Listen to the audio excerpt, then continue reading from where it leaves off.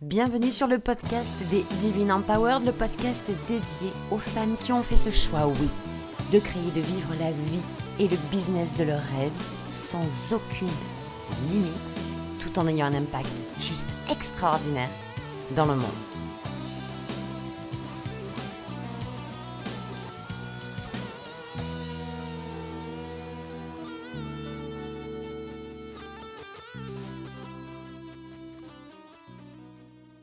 Hello tout le monde, j'espère que vous allez super bien à Divine Empowered. Je vous souhaite la bienvenue sur ce nouvel épisode de podcast où aujourd'hui on va parler d'amour, évidemment. Amour, mais pas l'amour auquel vous pensez, pas l'amour que vous imaginez. Mais petite aparté, puisqu'aujourd'hui, gling, gling, gling, gling, gling, nous sommes le 14 février, jour de la fête des amoureux de la Saint-Valentin. Et bien que très honnêtement, oui, je vais être honnête avec vous, bien que très honnêtement, je n'ai aucune appétence, on va dire ça comme ça, pour les fêtes déjà programmées, les fêtes, les saints machins, les saints trucs.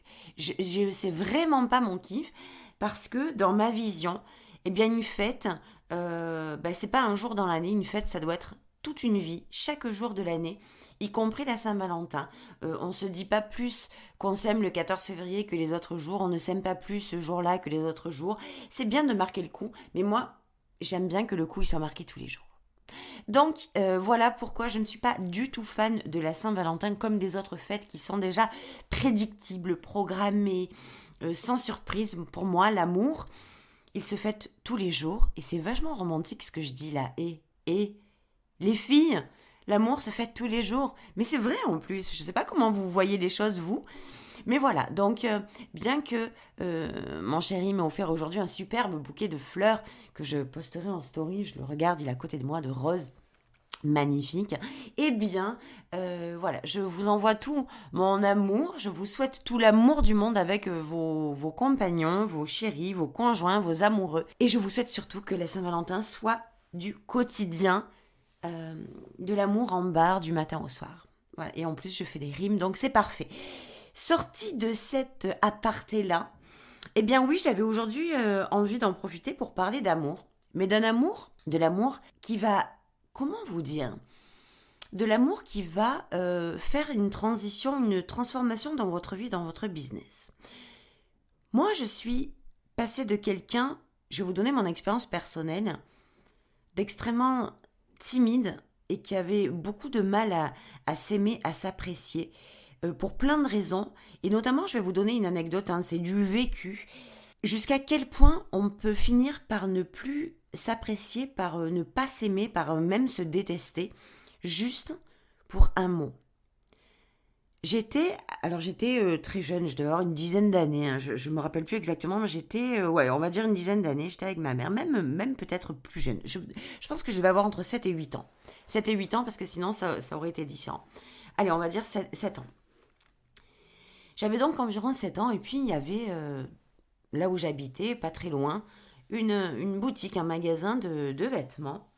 Et puis j'avais envie d'un pantalon. Et ma mère me dit, écoute, on va aller voir dans ce magasin s'il y a un pantalon qui te convient, etc. Donc on y va. Et la dame arrive, je ne sais pas pourquoi, elle prend mes mesures, mes mensurations. Et elle dit, ouh, mais elle est toute menue. Ou elle est vraiment menue. Et moi, dans ma tête, le mot menu, ça voulait dire grosse. Et ce que j'ai compris qu'elle me disait, c'était que j'étais une petite fille grosse. Et qu'est-ce qui s'est passé en moi ? Pourtant, je me rappelle très bien. Il y a quelque chose qui a été dévasté à l'intérieur de moi, quelque chose qui m'a été arraché du cœur. Ça m'a fait vraiment très mal. Et puis, j'ai rien dit, je me suis complètement fermée. Mais sur le chemin du retour, j'ai demandé à ma mère. Je lui ai dit, pourquoi elle m'a dit ça ? Tu as vu comme c'est méchant, etc. J'étais hyper vexée. Et ma mère m'a dit, mais pas du tout, Elodie, Lolo. Mais pas du tout, menu, ça veut dire mince. Et moi, je ne l'ai pas cru. Et en fait, l'émotion que j'ai ressentie, tellement douloureuse au moment où la dame m'a dit ça, elle est restée imprégnée à l'intérieur de moi. Et c'est quelque chose qui m'a suivie pendant des années. Mais quand je dis des années, c'est que ça m'a suivi à l'âge adulte. Et pourtant, j'ai bien compris que menu, ça voulait dire mince. Mais en fait, l'émotion qui a été générée, l'énergie qu'a provoqué cette émotion, elle s'est incrustée à l'intérieur de moi et elle est devenue moi. Je suis devenue elle. Et j'ai porté le poids de en plus de cette fausse émotion, de cette fausse énergie, pendant des années. Ça a été très difficile pour moi parce que j'ai pris du poids. J'ai pris du poids jusqu'à ma grande adolescence, c'est-à-dire jusqu'à, je sais plus exactement, mais je vais dire jusqu'à mes 15-16 ans.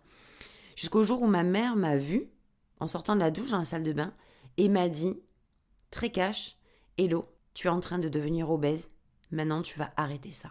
Et là, comment vous dire que quand c'est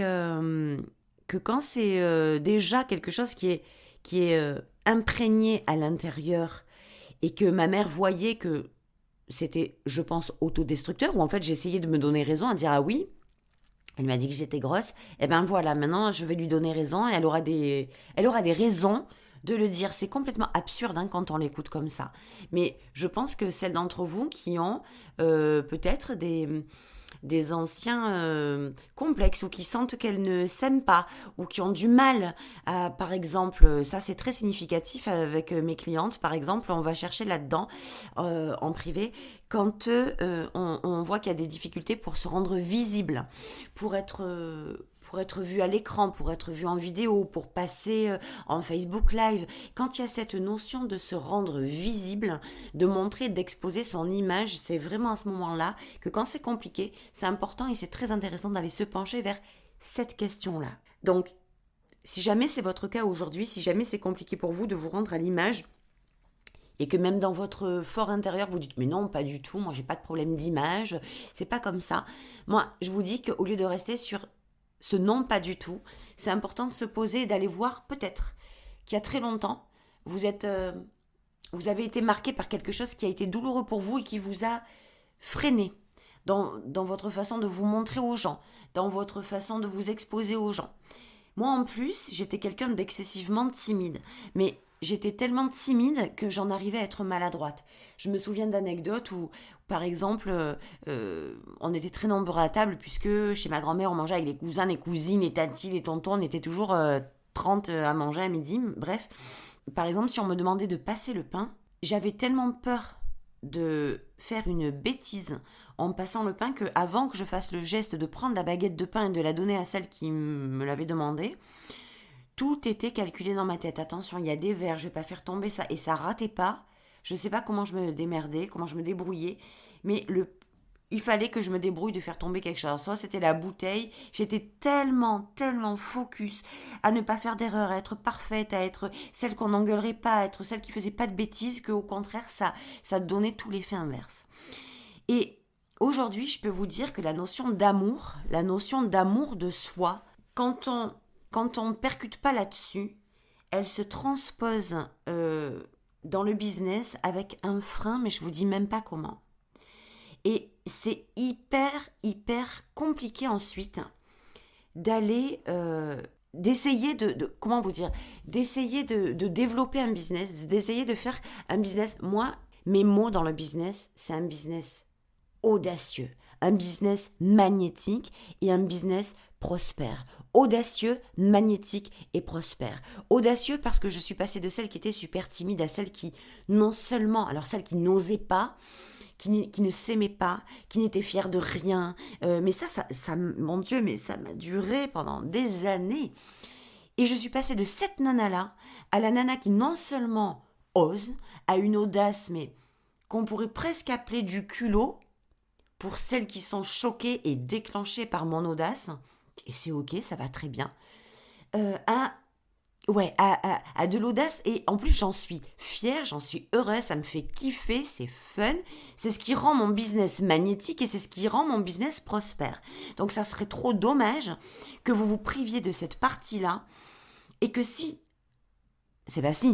et que vous qui avez l'envie aussi d'avoir un business prospère, si en plus vous avez envie qu'il soit audacieux, qu'il soit fun, qu'il soit magnétique, moi j'ai besoin de ça. J'ai besoin de la fiesta, j'ai besoin que ça soit fun, que ce soit magnétique, qu'il soit électrique, qu'il me fasse vibrer, qu'il fasse vibrer mes clientes. Quand on vient chez moi, que ce soit dans les programmes en privé, en collectif, mastermind ou n'importe où vous voulez, il y a cette connexion aux énergies très amples. Je ne vais pas dire hautes, aux énergies très amples, à l'abondance, à l'illimité, au maintenant, bref, plus rien à foutre. On y va, on fait, on crée, on est qui on a envie d'être, on fait ce qu'on a envie de faire et on a ce qu'on a envie d'avoir.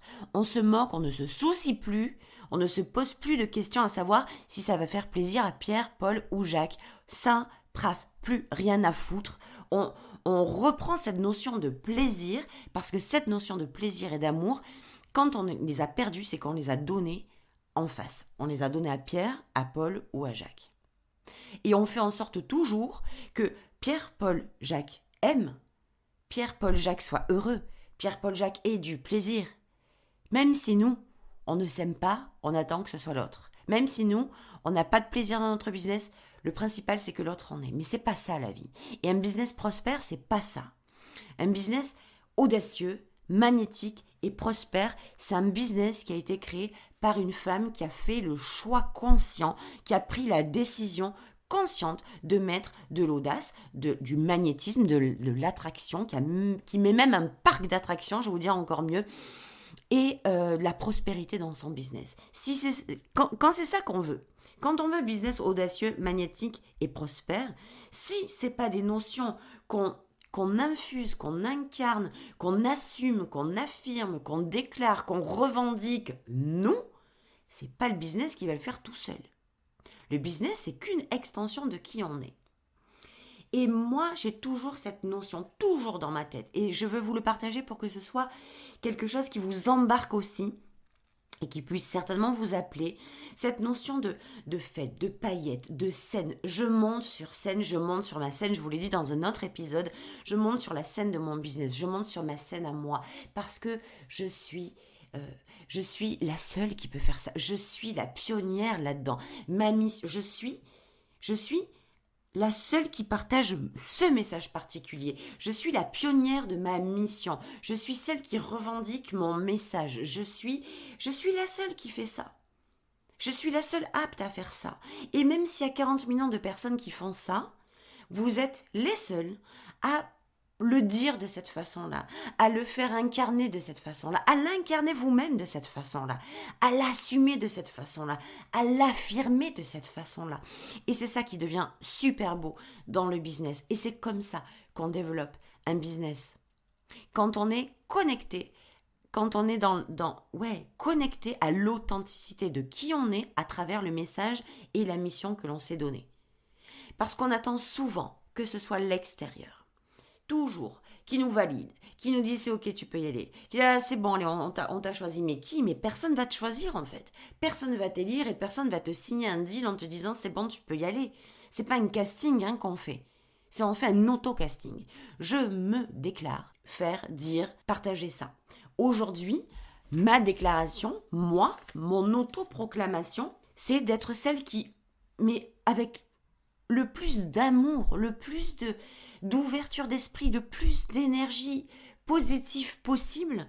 Je suis vraiment celle qui veut enlever et qui enlève les conditionnements des femmes, qui les aide à reprendre leur pouvoir, qui les aide à assumer, à affirmer, à incarner cette puissance, ce pouvoir personnel, ce potentiel illimité, pour qu'elles puissent avoir une vie évidemment et un business abondant, un business magnétique, un business prospère. Je n'attends pas que quelqu'un me signe un contrat en me disant c'est ok, je te donne l'aval, tu peux y aller, je te valide. Je n'attends pas ça. Et tout ça, ça part d'une histoire d'amour. Et même si je me suis éloignée un petit peu du sujet pendant ces 10 premières minutes, eh bien, c'est l'amour qui prend tout son sens. Parce que, à partir du moment où on comprend que le business, c'est une véritable histoire d'amour. Vraiment, une véritable histoire d'amour. Il prend une autre tournure. Il prend un sens complètement différent. Le business, c'est c'est une histoire d'amour. C'est d'abord une histoire d'amour avec soi. On ne peut pas passer à travers ça. Je vous le dis pour l'avoir vécu. Je sais pas vous comment, là, vous êtes en train de m'écouter, de quelle façon vous êtes en train de percevoir votre chemin de vie, de quelle façon il y a des choses qui sont en train de revenir dans votre tête pendant que je vous parle. Mais quand je vous dis que c'est une histoire d'amour, c'est d'abord une histoire d'amour avec soi, une histoire d'amour de soi, une histoire d'amour pour soi. On nous a appris, depuis l'enfance, à aimer les autres. Ah non, il faut que tu sois gentil avec les autres, il faut que tu les aimes. Regarde, méchant, t'as pas fait ça, t'es méchante, tu les aimes pas. Il faut aimer les gens. Il faut aimer les gens. D'abord, on ne peut pas s'obliger à aimer les gens. On ne peut pas s'obliger à aimer un inconnu, ça je le dis tout le temps. Vous pouvez m'entendre très souvent le dire. C'est comme si on vous disait, tiens, va aimer celui-là là-bas ou celle-là. Ça marche pas comme ça l'amour. Et c'est pareil avec nous. On ne peut pas se forcer à s'aimer, mais quand on ne s'aime pas, c'est très souvent qu'on ne se connaît pas. On ne peut pas aimer un inconnu. Au même titre, on ne peut pas s'aimer quand on ne se connaît pas. On ne peut pas s'aimer quand toutes les parties de nous qu'on a évoquées, ce sont toujours celles qu'on aime le moins. Et moi, je dis très souvent, je vais vous le partager ici, qu'il y a toujours 3 solutions avec nous-mêmes pour l'amour de soi. Il y a les parties qu'on aime, alors on les kiffe, alors on les vénère, on les célèbre, on les aime, waouh, j'adore cette partie de moi, j'adore cette partie de ma personnalité, j'adore, je sais pas moi, mes pieds, mes jambes, mes fesses, mes yeux, mon nez, ma bouche, mes dents, je sais pas, j'adore ma façon de me comporter, j'adore ma façon de me diriger, j'adore ma façon d'écouter les gens. Ça, c'est des parties qu'on adore. Ok. Puis après, il y a les parties qu'on n'aime pas. On va dire on les aime pas. Jusqu'au moment où on les déteste. Et puis ces parties-là, c'est intéressant d'aller les voir et de se dire, ok, là j'ai 2 solutions pour le coup. Donc la première, c'était, je kiffe, je célèbre les parties que j'adore de moi, les parties de ma personnalité, mes valeurs, mes physiques, tout. Et puis il y a cet autre côté, donc des parties qu'on n'aime pas, et là on a 2 choix. Et dans ces 2 choix, il y a celui de se dire, ok, je n'aime pas cette partie-là, je la déteste, alors qu'est-ce que j'en fais ? Qu'est-ce que je décide d'en faire ? Qu'est-ce que je choisis de faire avec cette partie de ma personnalité-là, cette partie de mes valeurs-là, cette partie de mes pensées-là, cette partie de mes croyances-là ? Qu'est-ce que j'en fais ? Où est-ce que je les amène ? Parce qu'il faut que vous pensiez à un truc, les filles. Vous êtes libres.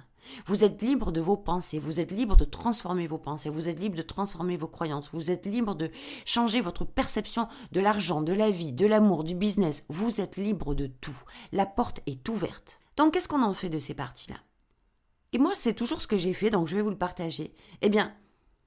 Soit ces parties-là que j'ai vraiment détestées, je les ai transformées. Je me suis prise par la main et je suis allée les transformer. Je ne me suis pas traîné des boulets. Je ne me suis plus traîné des boulets. Je me les suis traînés pendant des années, ces boulets-là. Puis après, j'ai décidé de plus les traîner parce que c'était trop lourd à porter. C'était trop douloureux. Et je sentais que ça m'entravait de tous les côtés. Donc, j'ai transformé ces parties-là. J'ai transformé les parties de moi que je n'appréciais pas. J'ai transformé les parties de ma personnalité, je les ai faites évoluer, j'ai grandi, j'ai fait le travail intérieur, j'ai bossé vraiment profondément d'introspection à l'intérieur de moi pour modifier ces parties-là et pour devenir fière de ces nouvelles transformations et pour les aimer. Et puis après, c'est soit on aime, soit on n'aime pas. Mais il y a une 3e partie qui est souvent, c'est neutre, c'est ni j'aime pas. Celle-là, si elle n'entrave pas ton business, mais laisse-les tranquilles, quoi. Laisse-les tranquilles. Qu'est-ce qu'on va aller s'infliger un travail supplémentaire sur un truc qui n'a pas d'importance ? Ouais, alors ça c'est complètement neutre. Donc je vous invite à faire cet exercice. Quelles sont les parties de moi que j'adore ? Quelles sont les parties de moi que je déteste ? Et dans ces parties de moi que je déteste, qu'est-ce que j'en fais ? Je décide de les transformer consciemment ou je décide de les laisser de côté. Mais dans ce cas-là, si je décide de les laisser de côté, je fais aussi le choix de ne pas en faire une entrave.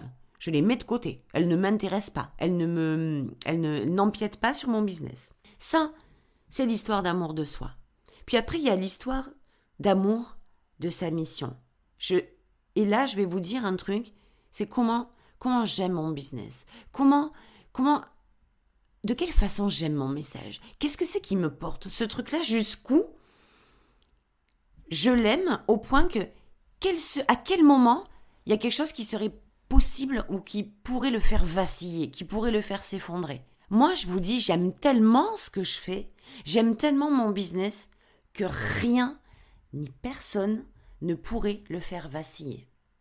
Cette mission-là, d'aider les femmes à vraiment à assumer, à incarner, à affirmer leur autorité, leur potentiel, leur puissance, leur truc, leur pouvoir personnel, ce message, cette mission, qu'elles aient cette audace-là d'y aller, de ce truc qu'elles n'arrivaient pas à faire parce qu'elles étaient trop timides ou parce qu'elles savent, il y a cette puissance, tout est déjà là. Tout est déjà là. Mais il y a des choses qui ont fait que j'ai tellement envie d'y aller. Je sais que je suis capable. Je sais que quand je vais y aller sur ma scène, sur la scène de mon business, sur la scène de ma mission, sur la scène de mon message, quand je vais y aller avec mon autorité, avec affirmer mon message, je vais y aller avec mon boom, je sais que je vais cartonner. Mais il y a des choses qui font que c'est coincé, c'est pas libre. Je suis emprisonnée dans quelque chose qui me fait. Ce truc-là, dès le moment où on le fait éclater, il y a un business qui devient libre, illimité, abondant. Et c'est ça la merveille. Pour ça, on a besoin d'être au clair avec jusqu'où on aime son message. Il y a beaucoup de gens qui vont vous dire oui, j'ai tout essayé, j'ai tout fait, mais ça marche pas. Et moi, quand j'entends ça, je dis toujours tout le temps, t'es sûr que t'as tout essayé ? Jusqu'où t'as essayé ? À quel moment t'as arrêté d'essayer parce que ça devenait trop douloureux, trop compliqué, pas de résultat ? Et c'est là le truc. Donc l'amour de son business, l'amour de son message, l'amour, la passion, le truc ça là, quand on est dans la certitude qu'on est dans la bonne mission, qu'on sait qu'on va avoir un impact sur le monde, là, et qu'on est en amour de soi et en amour pour ça, c'est 2 pépites que vous tenez dans vos mains. Et puis après, il y a l'amour de ses clients. Et là, je vais vous dire que c'est quelque chose que peu de gens travaillent, l'amour de leurs clients. Peu de gens ils vont sur l'amour de leurs clients. On ne se pose pas vraiment la question si ils aiment leurs clients. Très souvent, c'est je fais dans l'énergie masculine, donc forcément, je crée des offres, je fais des offres, je fais des propositions. Il y a des gens qui viennent, qui achètent, qui repartent, la vente est faite, j'ai le résultat, basta. Sans se préoccuper de qui sont ces gens-là ? Est-ce qu'on aime vraiment travailler avec ces gens-là ou est-ce que la seule chose qui nous préoccupe, c'est l'argent ? Quand on est dans l'énergie du féminin, on est dans l'énergie de l'amour, de base, pour soi, pour son business, pour sa mission, pour son message, pour ses clients, pour sa communauté, pour son audience.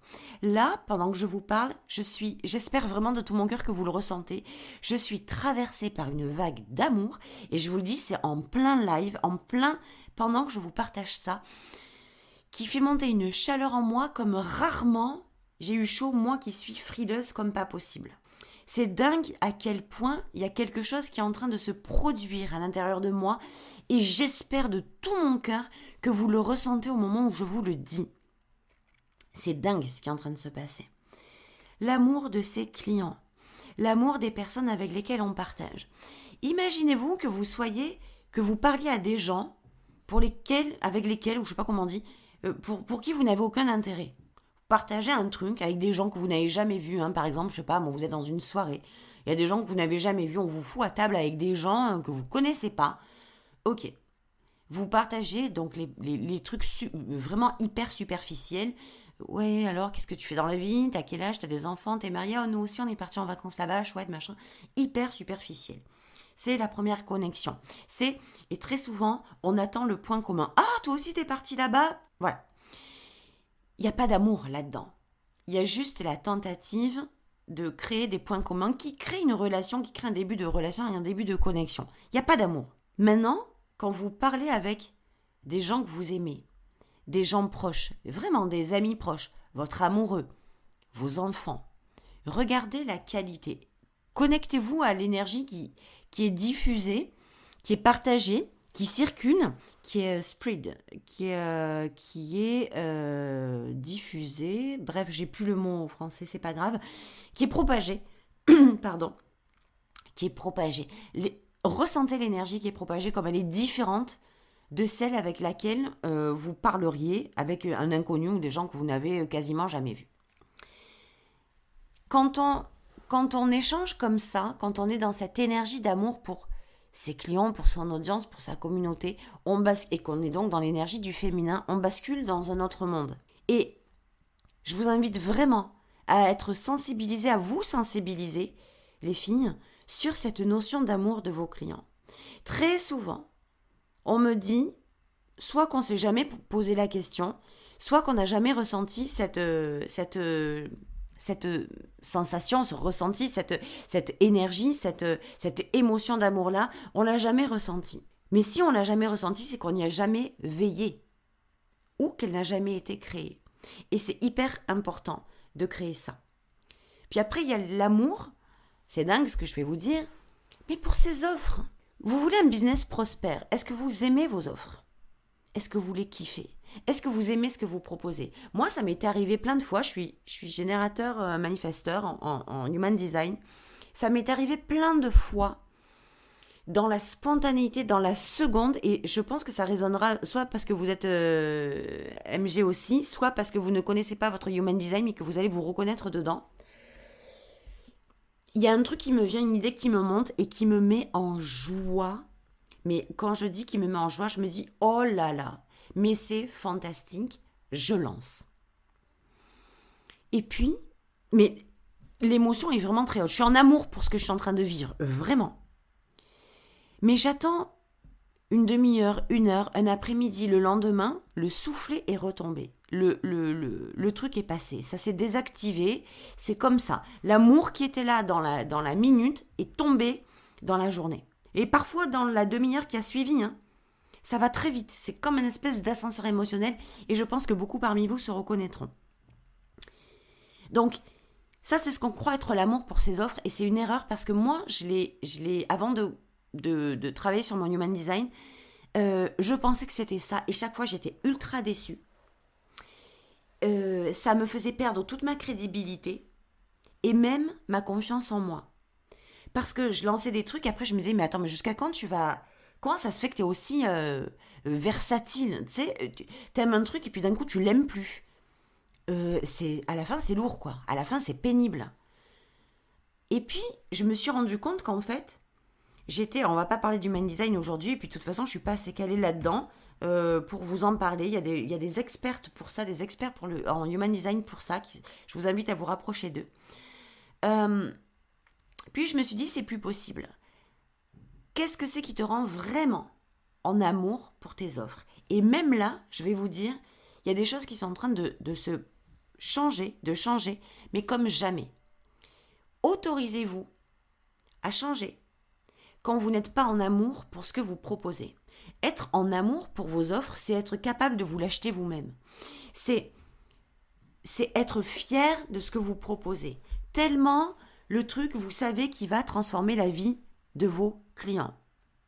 Est-ce que vous aimez vos prix? Est-ce que les prix que vous proposez vous font sentir puissante, alignée, cohérente? Ou est-ce que vous vous décevez, vous vous sentez frustré et déçu? Souvent, moi, il y a longtemps, quand je proposais des petits tarifs, c'était pour plein de raisons. La première, c'était parce que j'avais peur que les gens n'achètent pas à des tarifs plus élevés. Croyance de merde, ce qui est complètement faux. Donc, je laissais des petits tarifs. Deuxièmement, je me laissais des petits tarifs parce que je me disais que ça allait intéresser personne et qu'au moins avec un petit tarif, les gens achèteraient. Troisième raison, c'est parce que je me disais par exemple que ah ouais mais je suis qui moi pour mettre des hauts tarifs, donc il y avait une question de valeur. Voilà. Le problème qui se passait, c'est que toutes ces raisons, il y en a plein d'autres, mais toutes ces raisons faisaient que en fait je me sentais hyper frustrée. Parce que mon contenu, la valeur de mes offres, je la connais. Ce que je sais aussi, c'est que quelqu'un qui va payer mon programme 100 €, le même programme, et quelqu'un qui va le payer 1 000 €, il va pas du tout avoir la même attitude et les mêmes résultats. C'est peut-être très bête ce que je vous dis, mais c'est par expérience que je vous le dis.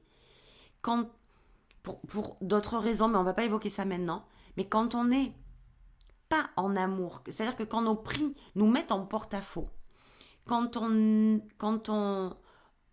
crée des prix pour qu'ils soient aimés par les autres, mon Dieu que c'est douloureux. Et en fait, vous êtes quoi?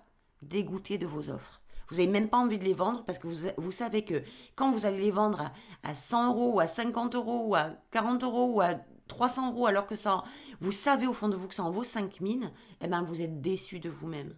Ce que je voulais vous partager aujourd'hui, c'est ça. Aimer, ça paraît tellement futile, ça paraît tellement désuet, ça paraît tellement, mais franchement, tellement pas sexy. Tu sais, quand on parle de business abondant, de business magnétique, de business prospère, mais tu veux un business, admettons, audacieux. Ben, faut que tu t'aimes pour être suffisamment audacieuse, et puis il faut aimer les business audacieux, il faut aimer les business audacieux, tu sais, c'est pas forcément prendre des risques, c'est avoir cette audace de passer devant, de prendre position, de faire claquer ton message, quoi qu'il arrive, même si tout le monde ne l'aimera pas, on s'en fout en fait. Faut aimer. Si tu veux un business magnétique, faut aimer être cette femme que tu es. Pour être magnétique, pour activer ton magnétisme, pour activer ta puissance, faut aimer. Faut t'aimer. Faut aimer la femme que tu es. Faut aimer ta personnalité. Sinon, ça marche pas. Tu veux un business prospère, un business qui génère de l'argent, mais faut aimer la prospérité, faut aimer l'abondance, faut aimer l'argent. Vous voyez à quel point ça a beau ne pas être sexy. Et je vais finir par une anecdote. Alors là, c'est un scoop que je vous dis, parce que c'est un truc que je vais vous partager ici, mais je veux vous le partager. Puis si vous avez été de celles qui avaient été les plus courageuses pour écouter ce podcast jusqu'au bout, eh bien, voilà, vous aurez vous aurez le scoop, et bien sinon, vous ne l'aurez pas. Donc pour celles qui sont toujours là, bravo. Bravo pour votre courage, bravo pour votre persévérance, bravo pour le temps que vous vous accordez à vous-même pour développer votre business et votre vie. Bravo pour ça. Un jour, bon, vous le savez que depuis de nombreuses années, j'ai cette connexion avec l'au-delà qui, depuis mon EMI, surtout, et puis je fais partie d'une famille très connectée, spirituellement parlant. Donc moi, c'est de génération en génération que ça se passe, famille de sorcières, famille un jour, famille toujours. Sorcière un jour, sorcière toujours. Sorcière évidemment dans le bon sens du terme. Je n'ai pas de chapeau ni de poireaux sur le menton, ni de baguette dégueulasse avec des poils au nez. Voilà. Donc, qu'est-ce qui s'est passé? C'est que depuis toutes ces années, eh bien oui, j'ai tendance à communiquer avec l'au-delà. Ce jour-là, nous étions dans la maison de ma mère, qui est une maison qui était en rez-de-chaussée avec un étage. Il y avait Seb en bas, donc ça faisait... nous étions mariés, mais nous étions quand même très jeunes. Et puis, c'était un passage pas facile pour nous. Pas facile pour nous. Pas facile pour Seb et moi. C'était une grosse transition. C'était quelque chose de pas facile. Amoureusement parlant. C'était une période à traverser. Bref.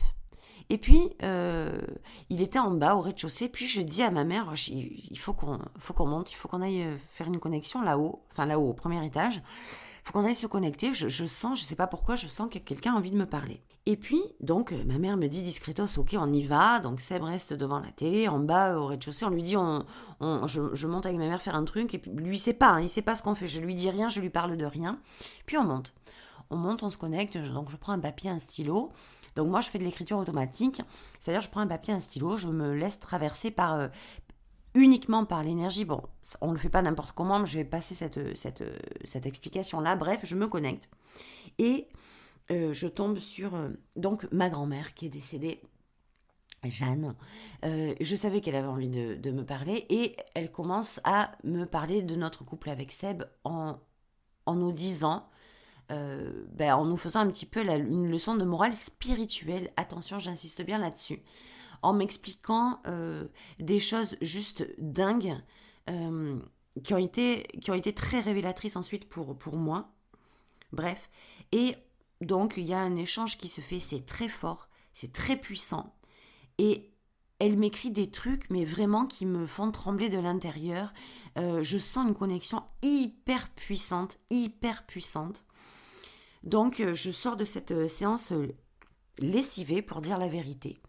Puis, Seb ne savait pas ce que nous faisions en haut. J'insiste bien là-dessus. Puis, nous descendons et je retrouve Seb Bon, ma mère n'est pas sur ce podcast avec moi, mais elle pourrait vous l'attester. Je retrouve Seb avec un papier, un stylo à la main, assis par terre dans la cuisine, et qui avait écrit, peut-être 500 fois, j'en sais rien, on n'était pas là pour le voir, l'amour est plus fort que tout, sur un papier.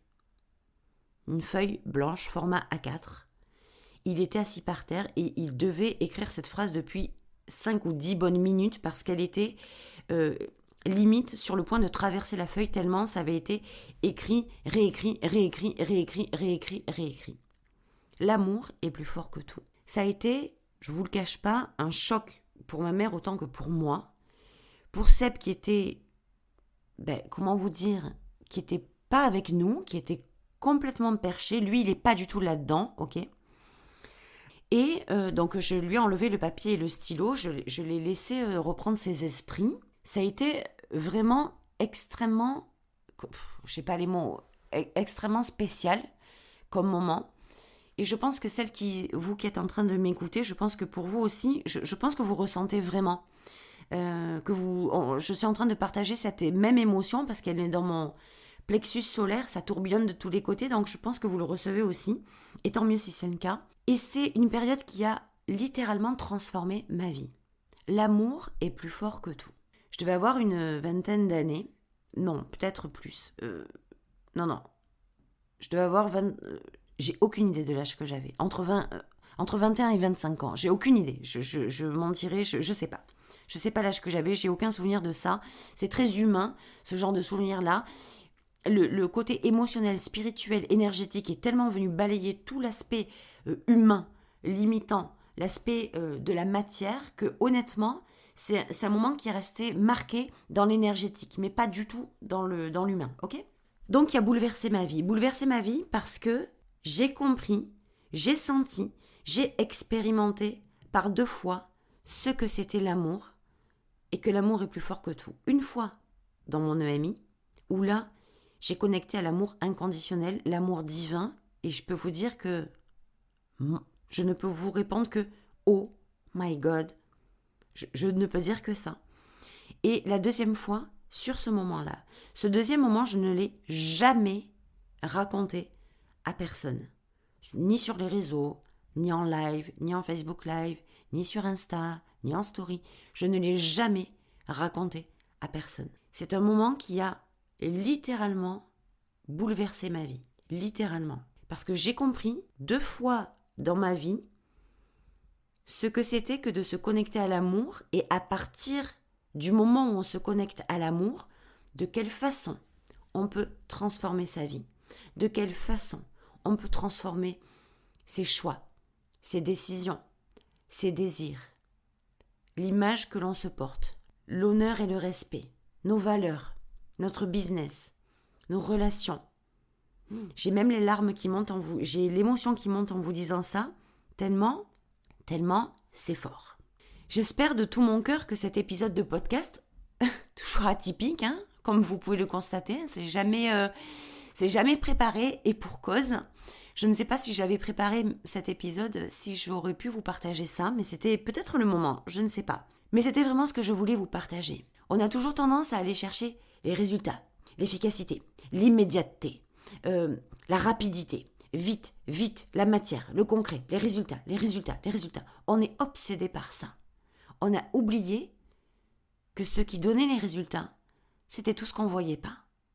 Le travail intérieur, l'amour, la relation, les énergies, les émotions, les valeurs, l'intuition, la puissance, l'impalpable, l'énergétique, le quantique, l'invisible.